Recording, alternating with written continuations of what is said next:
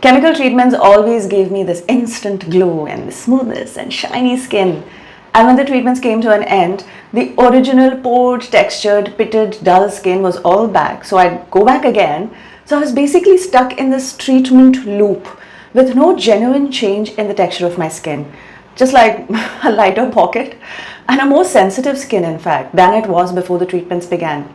That's when I realized that something desperately needed to change in my skincare routine. Hi, and welcome to Curious at Tea with me, Daisy. Okay, don't get me wrong.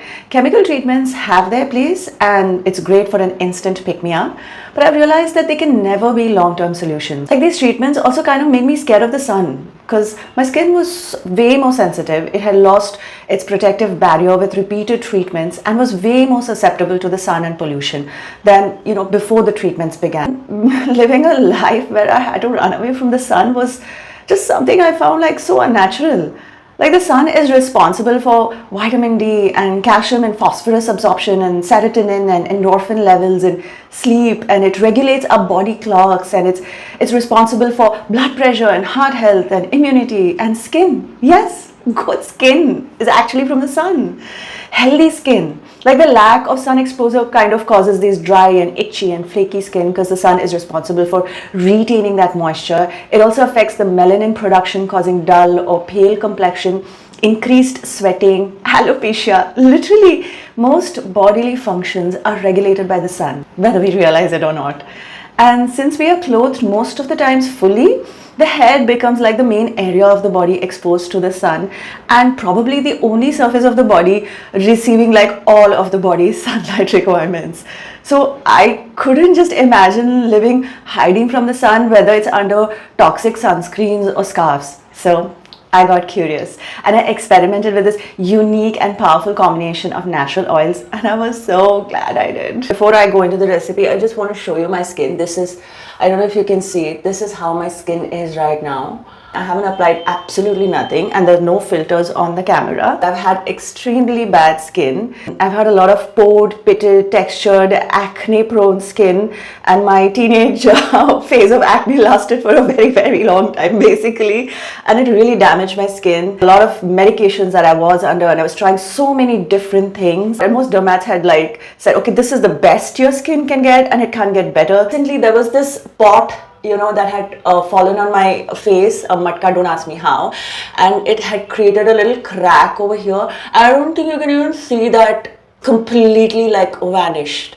And this was incredible. This is just in like 2 and maybe 3 months of applying this oil. I always felt that with age my skin is going to get worse, but it hasn't. Sometimes I feel that maybe it's because I use a lot of naturals. I kind of feel it's getting better with age, like more tougher and more resilient, because I'm always focusing on nourishing my skin versus putting it under any pressures of laser or peels or abrasions or overdoing anything. The only serum I use at this point is niacinamide, and everything else is 100% natural. So after a lot of experimentation, I arrived at this. Dun-dun-dun. Daisy Skin Elixir. Okay, you can call it whatever you want, but right off the hat, I'm going to tell you this may not be very suitable for oily skin because it is oil-based, but it works wonders for normal to dry to really dry skin. And you don't get this combination anywhere. You'll have to do it yourself, because I kind of researched these ingredients and I've experimented it. I've tried some work, some didn't. Then I tried to find this particular combination of ingredients online, and I just couldn't find any brand that made this. So you'll probably have to batch make it like for a couple of months or maybe an entire year and keep it. It'll last really long, so that's not an issue. So the first ingredient in this mix is a resin, which in today's time is used in monasteries as incense. But in ancient Chinese medicine and Ayurveda, it's been used as ointments and lotions to treat like skin conditions like stretch marks and scars and wounds and hyperpigmentation and eczema and psoriasis, really like extreme skin issues basically. But it really nourishes and repairs the skin like from deep within. So that is frankincense resin, not the oil. the resin, i.e. the gunk or the gum that the tree gives out. So they basically collect it and then they dry it to become these brown crystal-like stones. The frankincense resin contains like triterpenes and boswellic acids and many awesome compounds which kind of slows down this collagen from degrading, and it stimulates this fibroblast activity, and that itself kind of ends up producing a lot of fresh collagen or elasticity in the skin, so firmer and plumpier skin, and it heals inflammation, it strengthens the skin barrier, so better protection from pollution and the sun. It's literally a skin elixir. So I take these crystals, about 15 grams, and I powder it. A quick tip is to freeze the resin and then grind them. Just makes it easy. Otherwise, it may get like gummy or gunky and sticky.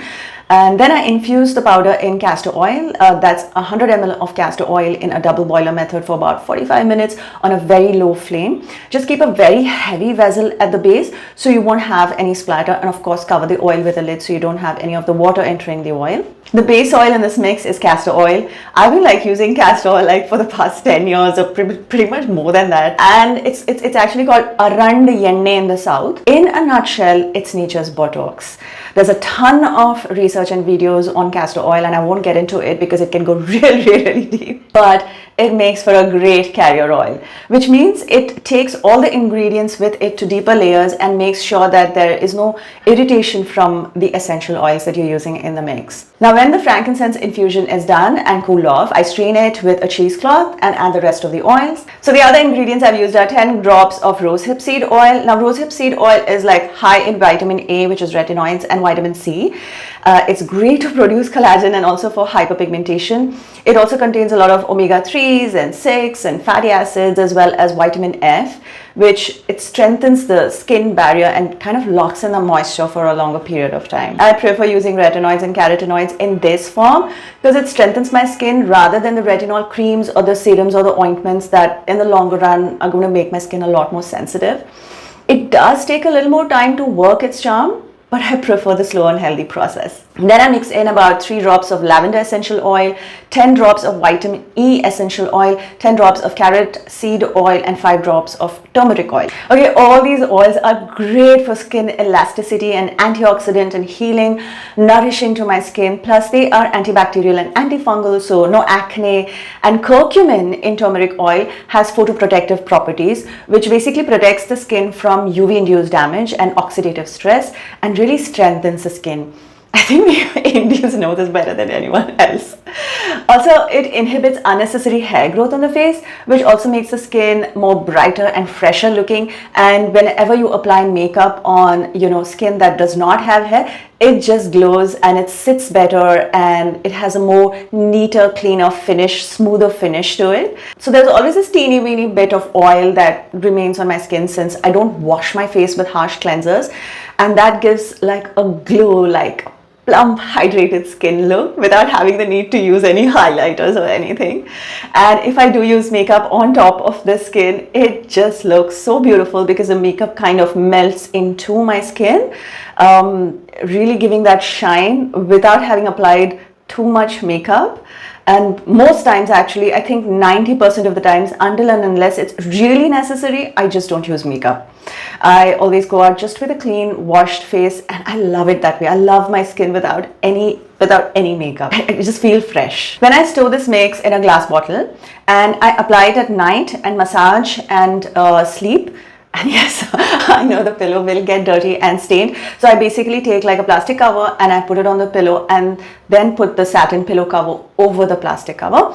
And when I sleep, I really don't realize anything.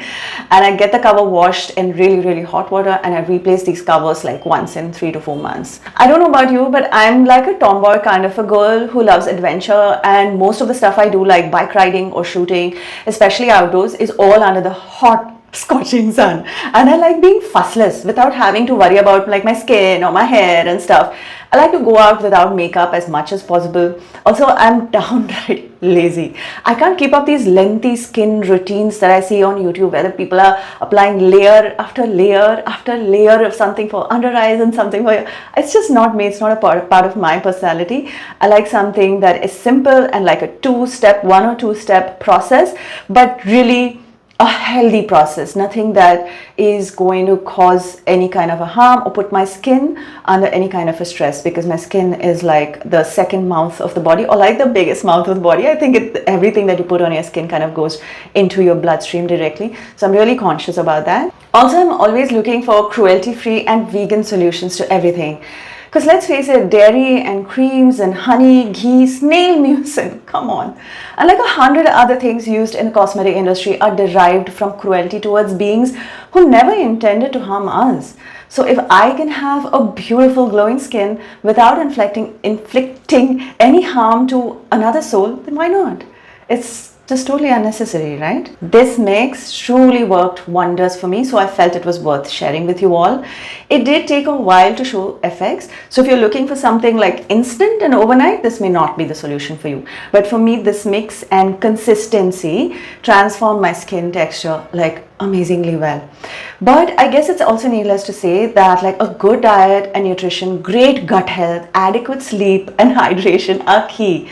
And a stressless personality always glows, irrespective of what you apply or not. I hope this was helpful, and if you're trying it, I would love to hear whether it worked or it didn't, or whether you added something to it or you removed something to it, modified. I would really love to hear. See ya!